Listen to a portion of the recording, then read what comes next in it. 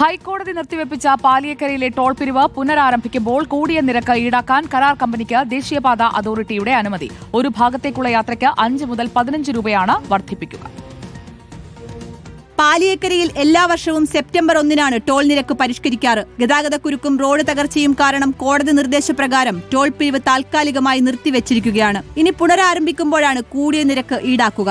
90 രൂപ ഈടാക്കിയിരുന്ന കാറുകൾക്ക് ഇനി 95 രൂപ നൽകേണ്ടി വരും. എന്നാൽ ഒരു ദിവസം ഒന്നിൽ കൂടുതൽ യാത്രയ്ക്ക് 140 രൂപ എന്നതിൽ മാറ്റമില്ല. ചെറുകിട വാണിജ്യ വാഹനങ്ങൾക്കുള്ള ടോൾ നിരക്ക് 160 രൂപ എന്നത് 165 രൂപയായി ഉയരും. ഒന്നിൽ കൂടുതലുള്ള യാത്രകൾക്ക് 240 എന്നത് 245 ആകും. ബസ്, ട്രക്ക് എന്നിവയ്ക്ക് 320 ആയിരുന്നത് 330-ഉം ഒന്നിൽ കൂടുതൽ യാത്രയ്ക്ക് 485 എന്നത് 495 രൂപയുമാകും. മൾട്ടി ആക്സിൽ വാഹനങ്ങൾക്ക് ഒരു ഭാഗത്തേക്ക് 515 എന്നത് 530 രൂപയും ഒന്നിൽ കൂടുതൽ യാത്രയ്ക്ക് 775 രൂപയായിരുന്നത് 795 രൂപയുമാകും. നിരന്തരം കരാർ ലംഘനം നടത്തുന്ന ഗുരുവായൂർ ഇൻഫ്രാസ്ട്രക്ചർ പ്രൈവറ്റ് ലിമിറ്റഡ് കമ്പനിയെ ടോൾ നിരക്ക് ഉയർത്താൻ അനുവദിക്കരുതെന്ന് ചൂണ്ടിക്കാട്ടി DCC പ്രസിഡന്റ് ജോസഫ് ടാജറ്റ് നൽകിയ ഹർജി ഹൈക്കോടതിയുടെ പരിഗണനയിലാണ്. റിപ്പോർട്ടർ, തൃശൂർ.